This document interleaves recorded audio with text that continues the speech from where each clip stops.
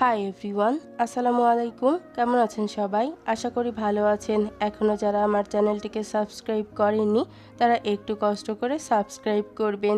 এখন চলুন বেশি কথা না বাড়িয়ে গল্পে ফেরা যাক।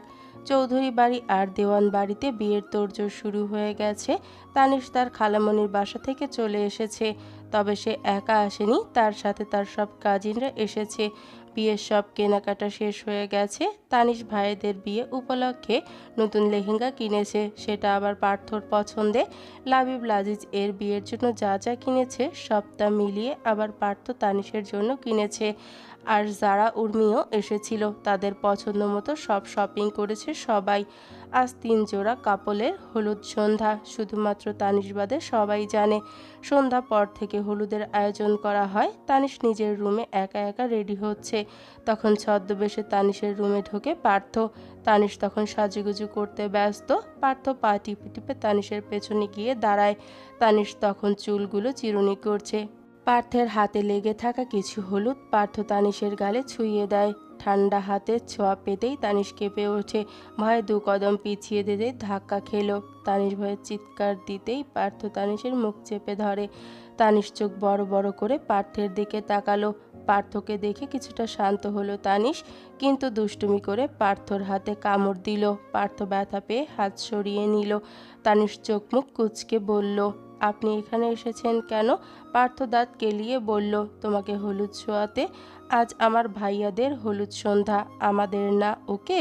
তাই আপনার এখানে আসা উচিত হয়নি। কেউ যদি দেখে ফেলে তখন কি হবে বলুন তো? দেখলে কিচ্ছু হবে না প্রিয়, আমি তো আমার শ্বশুর শাশুড়ির চোখের সামনে দিয়েই আসছি। তানিশ চোখ বড় বড় করে বলে, হোয়াট? এত অবাক হওয়ার কিছু হয়নি, তারা জানে আমি এখানে এসেছি, তবে কিভাবে এসেছি সেটা জানে না। বাহ বাহ, খুব ভালো কাজ করেছেন, এবার আপনি আসতে পারেন। পার্থ মুখ গোমরা করে বলল, এখনই চলে যাব? অবশ্যই, না গেলে হয় না। এত কথা না বাড়িয়ে চুপচাপ মানে মানে কেটে পড়ুন। কিন্তু কি আর করার, পার্থর তো যেতেই হবে। তাই বেশি কথা না বাড়িয়ে বলল, আমি তোমাকে হলুদ ছুঁয়ে দিলাম, তুমি আমাকে দিবে না? আমি কেন দিব? না দিলে যাব না, রাতটা এখানেই থেকে যাব। তানিশ জানে পার্থ সহজে যাবে না, তাই নিজের গালে হলুদ টুকু নিয়ে পার্থের গালে ছুঁয়ে দিল। পার্থ হঠাৎ ঠোঁটের কোণে হাসি রেখে বলল, কাল সন্ধ্যায় বিয়ের আসরে তোমার জন্য সারপ্রাইজ আছে বেবি, নিজেকে তৈরি করে এসো। তানিশ না বুঝে বলল, মানে? পার্থ কিছু না বলে তানিশের রুম ছেড়ে চলে গেল। তানিশ পার্থের যাওয়ার দিকে হা করে তাকিয়ে রইল। তার জন্য কি সারপ্রাইজ আছে ভেবেই পাচ্ছে না তানিশ। দেখতে দেখতে সময় চলে যাচ্ছে। এই তো কিছুক্ষণ আগে সকাল হলো, তারপর বিকেল, এখন সন্ধ্যা। রাশেদ চৌধুরী 3 সন্তানের জন্য শহরের বেস্ট কমিউনিটি সেন্টার বুক করেছে। শহরের নামি দামি লোকের দাওয়াত দিয়েছে। বিয়েতে এসেছে দিশা ও। দিশাকে দেখে তানিশের খুব রাগ হলো, তবে সেটা প্রকাশ করলো না, কারণ আজকের দিনটা তার পরিবারের জন্য খুব ইম্পর্টেন্ট। তাই এখানে সিন ক্রিয়েট করার কোনো মানেই হয় না। বরকনের জন্য সুন্দর করে স্টেজ সাজানো হয়েছে। সেখানে 2 জোড়া কাপল বসে আছে, কিন্তু সেখানে আরও 2টো সোফা সুন্দর করে সাজানো রয়েছে, যা দেখে অবাক হলো তানিশ। ঠিক তখনই পার্থ আর তার পরিবার উপস্থিত হলো।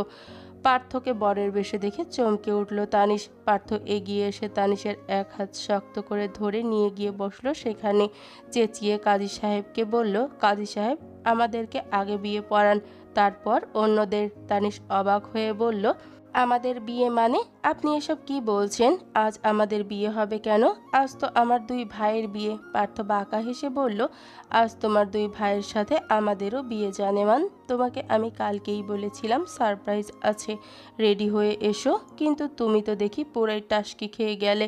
ব্যাপার না, আগে আমাদের বিয়েটা হোক, তারপর দেখা যাবে। তানিশের বিস্ময়ে ভরা মুখ দেখে পার্থ হাসল।